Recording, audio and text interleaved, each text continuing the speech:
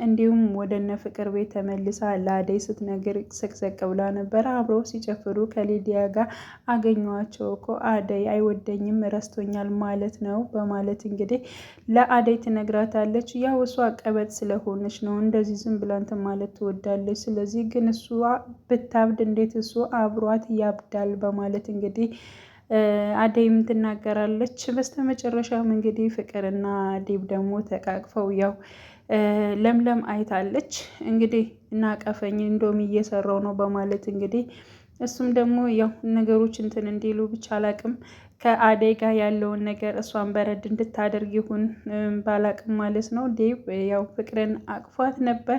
ለምለም ባየችው ነገር እጅግ በጣም ደንግጣ ነበረ። ግን ደግሞ የራሷን ነገር ነው የተናገረችው። በጣም ተጨናንቃ ስለነበር በሌላ ጉዳይ ስለሌላ ነው አደይን የነገረቻት። በእርግጥ ደግሞ አደይ እጅግ አጥፍታለች። ብትነግራትም ለለምለም እንዳጠፋች ነው የምትነግራት። ለምን ባርኮቴንም በባለፈው ለምን አልተቀበልሽውም ፍቅሩን በማለት ነግራት ነበር፣ መክራት ነበር። ስለዚህ አሁንም ደግሞ ያወሩበትን የዲብን ፍቅር እንዳልተቀበለቻት ለለምለም ስትነግራት ለምለም በእርግጠኝነት ትቆጣታለች።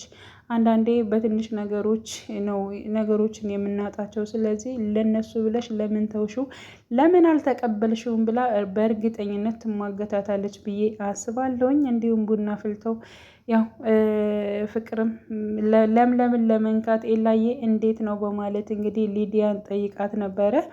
ሊዲያም በጣም ደህና ነው እኔ ያለሁለት ምን ይሆናል በማለት የተለያዩ ቃላቶችን ሲነጋገሩ ነበር። እንዲሁም አደይም ሶፋ ላይ ተቀምጣ ለምን ሶፋ ላይ ትቀመጫለች በማለት እንግዲህ ያው ንትርኳ ተንኮለኛዋ ፍቅር ትናገራለች። በነገራችን ላይ አንዳንዴ አሁን እያሳዘነች ይመታለች፣ ግን ደግሞ ተንኮል አይደለም።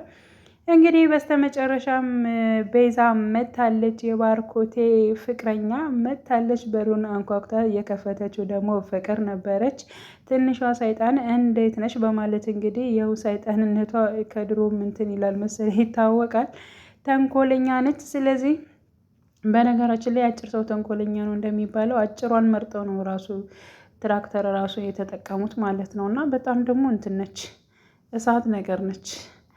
እና እንግዲህ የባርኮቴ ጓደኛ ወደ ቤት መታለች። ምን ይፈጠራል ምን ይሆናል የሚለውን ነገር በእርግጠኝነት አብራ ልትኖር ነው።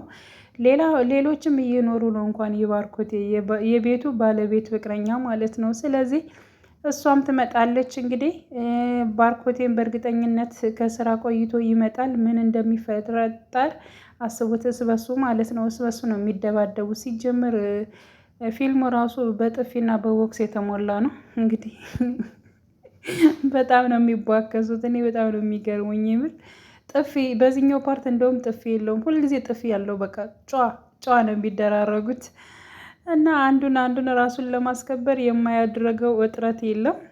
እና ውድ ቤተሰቦቼ የዛሬ ቪዲዮ ይሄንን ይመስላል። በያላችሁበት ሰላማችሁ ይብዛል።